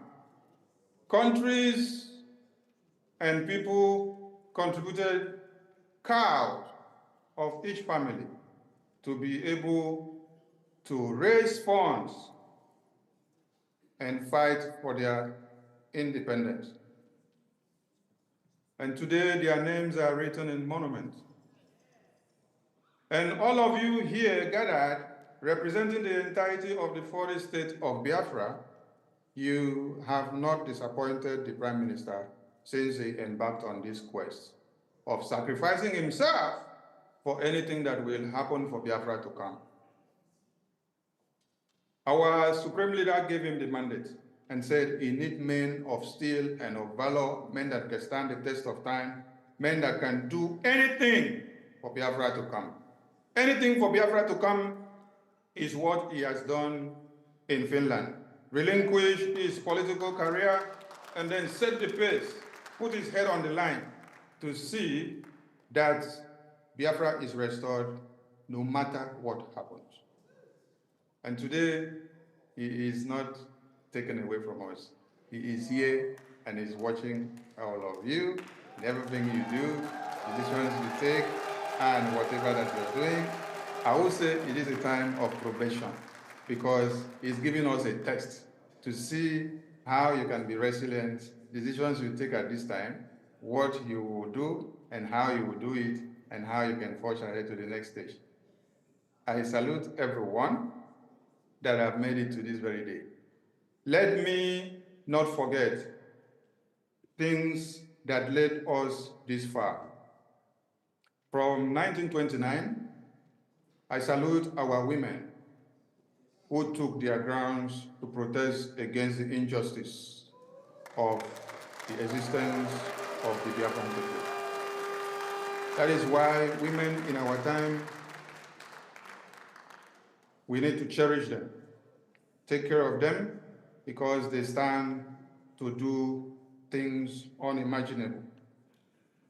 That was in 1929, and if you're not aware, the colonial terrorist police, supervising those ones that they recruited in Nigeria, ordered the destruction of their lives when they protested against the taxation that were imposed on them against their own will. Before this time, their husbands and chiefs had become slaves, begging at the mercy of the terrorists, just like it is happening today. Please forgive me, I don't have a script. I am not reading a script, so I will be precise, and when I am done, I will leave the stage. So we pay tribute to them because they fought for the same freedom that we see today. Coming down to 1945, the slaughter and the genocide, you are all aware of it, and we call on our researchers and those that have shown interest in Biafra to dig more to understand what happened in 1945, how the Biafran people were slaughtered. Then we still had the likes of Mary Slessor. Mary Slessor played a vital role to make sure that the rights of women was not violated in the Zoological Republic of One Nigeria under the contraption of Britain. Mary Slessor played a very big role to see that we get liberated. That is why she is one of our icons. Even with the fact that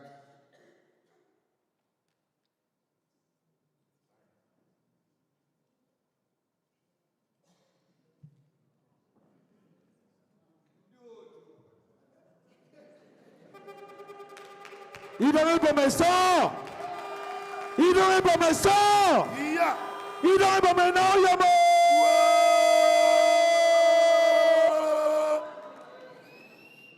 The zoo has fallen. Yes. They don't know.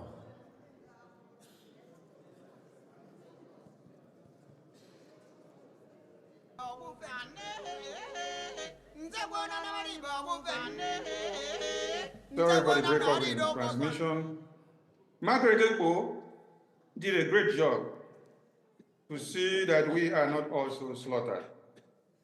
That is why you may hear how her name has been immortalized in some places in Nigeria, because she fought for the same freedom. Even as it happened that before the Biafran genocidal war started, she was still a staunch supporter of one Nigeria, and then she had to be imprisoned so that we can move forward, so that she wouldn't be a distraction. But I tell you that she fought for freedom. Then when we come down to the heroes and the heroines of our time that have done a great job, the January 15, 1966 coup was never an Igbo coup, but that is what they had taught you in school.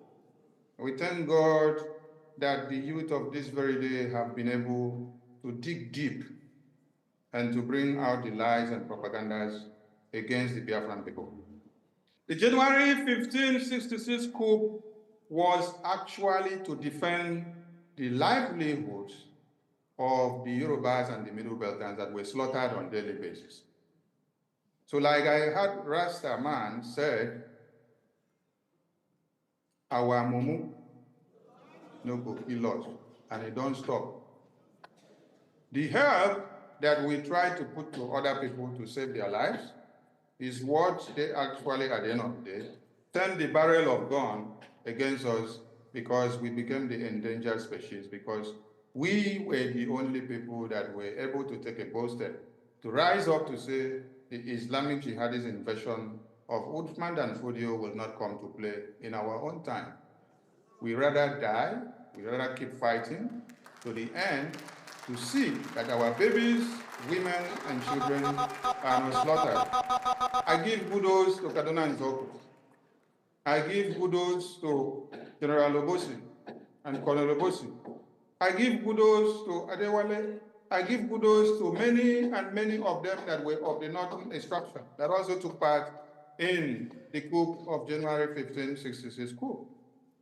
It was a path to freedom and a path to liberation. And then we got into the 1967 war after the Aburi Accord. They took us unawares.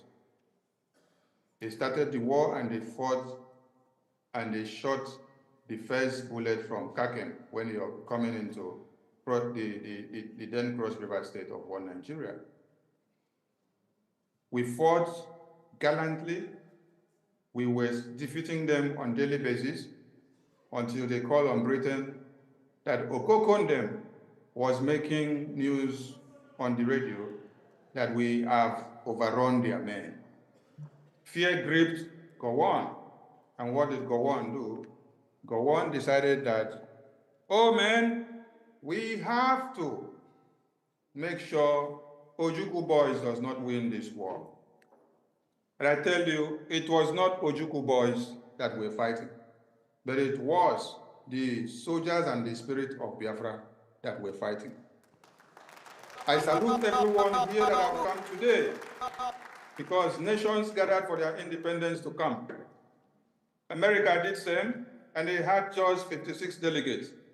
But today, the Biafran people have gathered over thousands to ratify the result of the referendum, which we started in February.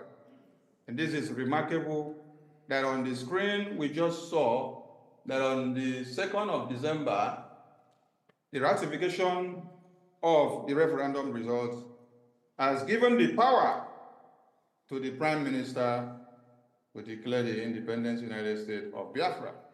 That figure stated there is awesome, and history will speak of it, and everyone will remember and understand what it means.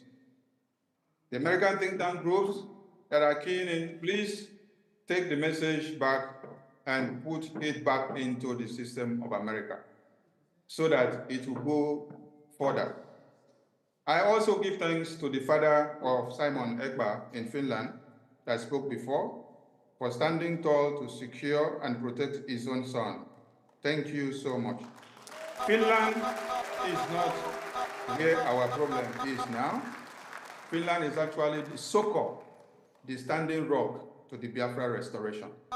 So every Biafran needs to be happy because there are several attempts that have been made to assassinate our Prime Minister with suicide bombers sent from America. But Finland has protected him to this very day. I ask you a question.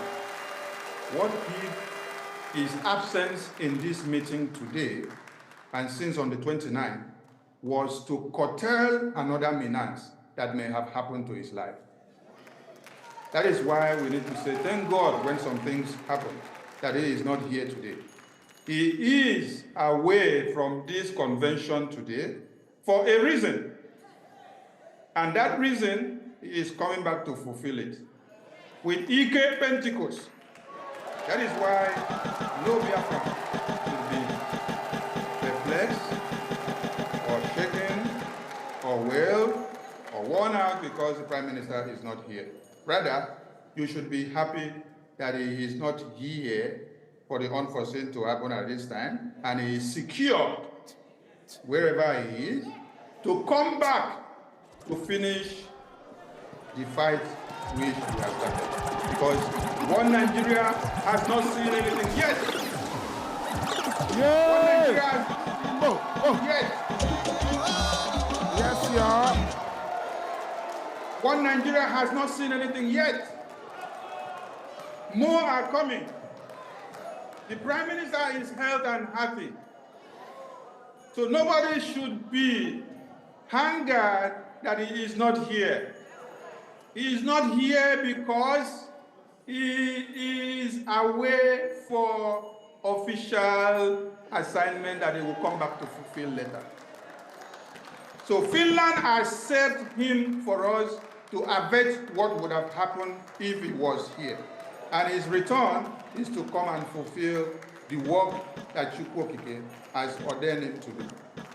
If anyone don't understand and knows the power of the media in any government, you may be making a mistake. So I make bold to recognize the voice of Biafra team that have been doing a great work, led by Honorable Marvelous and many other people. Time will not permit us to display their photos on the screen. So Marvelous, you are doing a great job, and the Biafran government is so proud of you. The Prime Minister is super proud of you with your team. I go down to Biafra Unite. I go down to Clarims. I go down to Mouthpiece of the Gods. I go down to University. I go down to Stella. I go down to Warrior Sister. I go down to Warrior Queen. I go down to Justice and Fairness. I go down to, the names are too numerous. But at this very point, I want to introduce the Deputy Minister of Information, Media and Communications of the Biafran Republic government in exile, who have told the part with the Prime Minister from the beginning to this very end. My Minister, please come to the stage. Let Biafran people see you and acknowledge your presence. And I call on Honorable Ugo 247. Please come to the stage.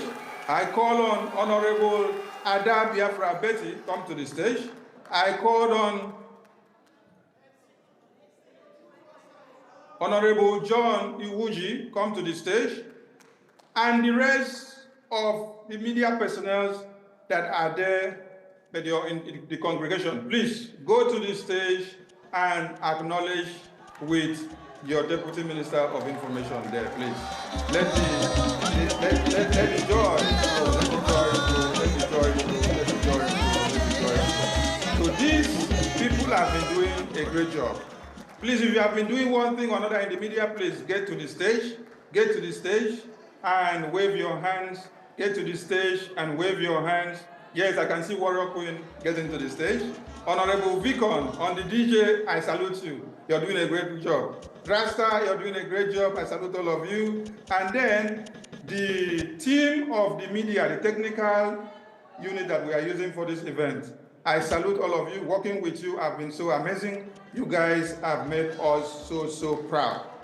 Everything that we have done and spoken of boils down to finance.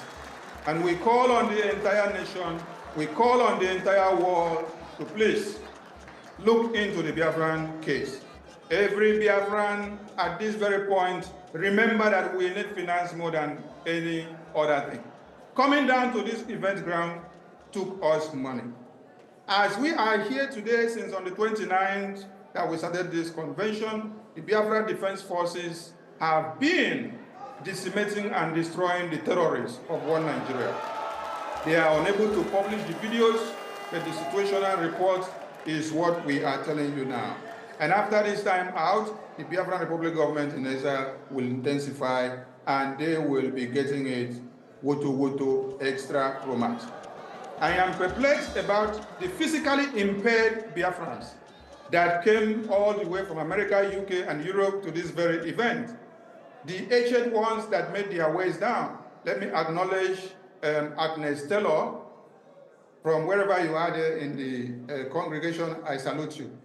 I acknowledge the Biafran veterans that spoke on the stage. You all made us cry, and you gave us a reason to continue what you started and to bring it to fruition. I salute the cultural dance that was displayed. It was enormous. I salute the finance minister, the minister of Ejema of all times. Having you is a great privilege to my prime minister and to this very government. We salute your good work. I salute as well the Minister of Art and Culture. The work you did on the map and every other thing that you have molded, it is spectacular. Honorable Judith, I owe you my salute. Thank you so much for making use of the gift that you have.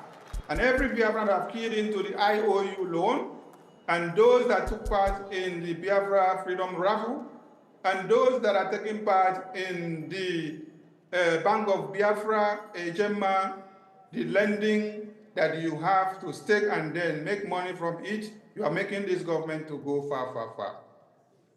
I thank all of you because time will not permit us to finish it all. But as you retire to your different destinations, the peace of the Prime Minister will be with you.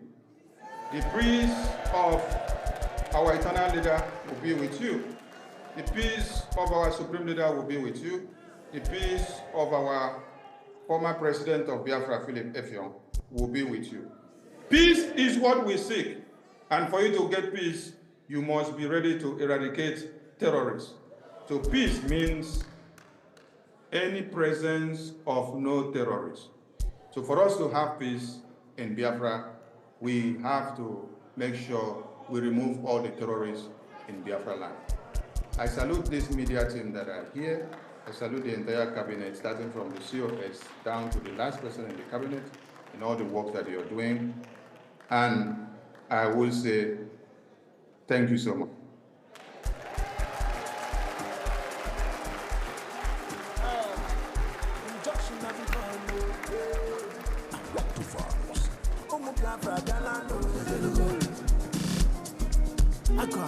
DJ, please. DJ, stop. What DJ, Uncle Sebiko? All right. We thank our information minister. Thank you, Honorable Sani. Announcement. Tomorrow, we are going to the town square in a solidarity march with our PM. The buses will start taking us from the different hostels. The buses would only convert those from a Green Star Hotel. The other ones can just walk to the Square Center because it's very, very close, so you don't need any bus for that. Fonum, it's very close to this. It's about maybe 200 to 300 meters, so there is no, it's a walkable distance, so please try to walk to the square. All right, we'll try and provide the address of the Square Center. Thank you. 11 a.m. So you leave 11 a.m. to get there at 11:30 for the march. Thank you. When you see 11:30. All right, ladies and gentlemen, we have a few minutes to announce the results of the ratification. It's not on the stage. Come on. Please, can you just...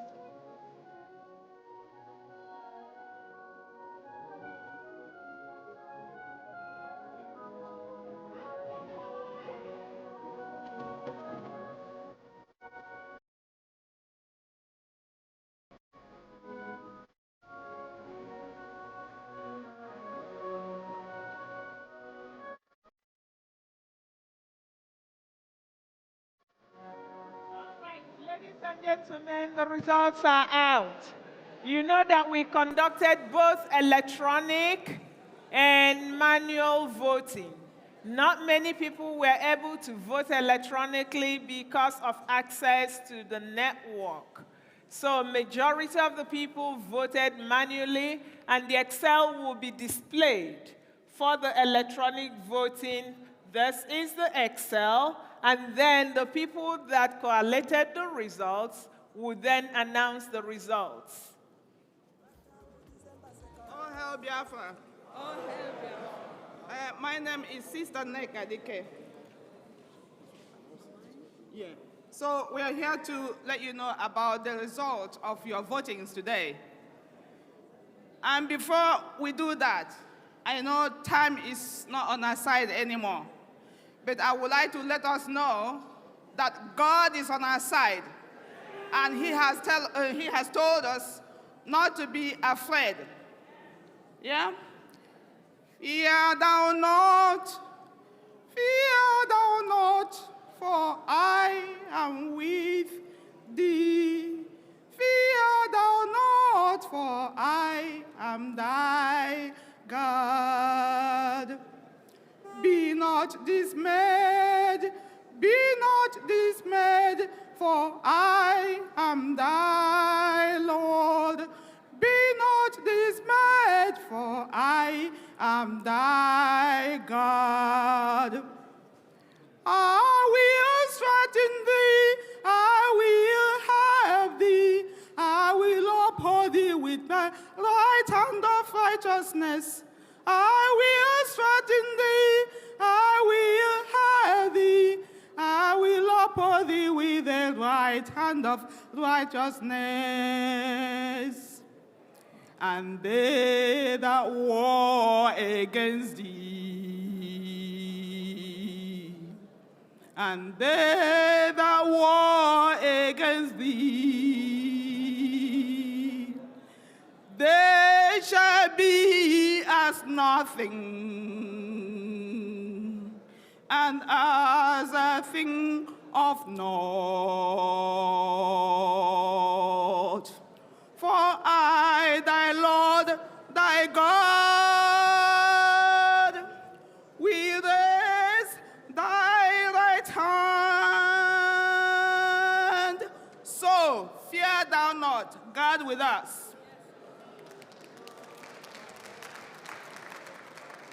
So, the manual votes, we've got 776.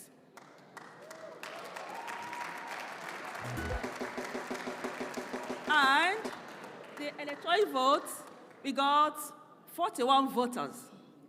And that means when you add 41 plus 476, so what do you get? Please, can someone tell us what you get?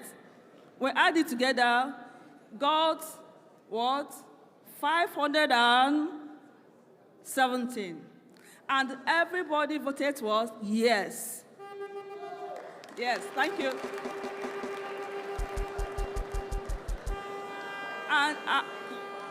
And mind you, the all voters is 570 is for everybody, and people voted what? Yes, no exception. Thank you. All right. Thank you very much, sisters. Ladies and gentlemen, this is what we say that data speaks. You can see that even within this hall, the delegates voted just like people back home and across the world that nearly voted 100%. Everybody in this hall, 517 delegates, voted yes to ratify our referendum and our declaration of independent state of the United States of Biafra. Thank you so much. Woo! Woo!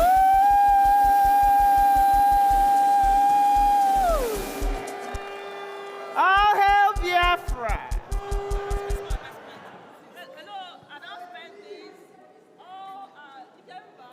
Family, please, outside for the pictures, okay?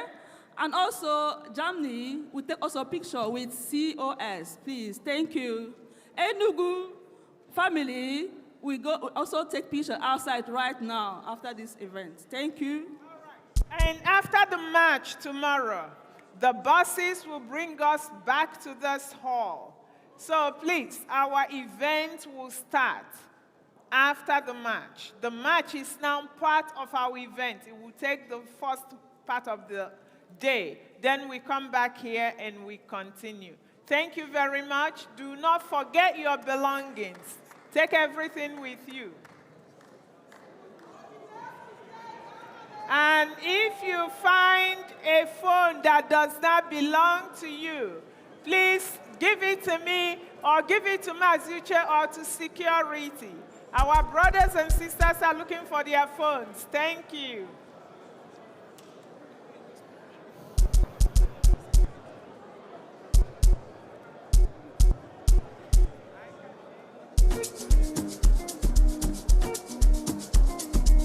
I'm Joshing Navicano, what to vibes? Oh, Biafra, Galano, I go, over the Telugu. Aha! That's all. That rapture, we dey take place. We tell the Dikwana Yayaj. Ah, you know the look fair. That's all. Aha! Everybody can the canu. Memang. Onagu wagi dike Simon Ekpa. Memang. Yayaj. And the Patakwana up to my Lord. Biafran government in exile. Memang. The BLA. Memang. Yayaj.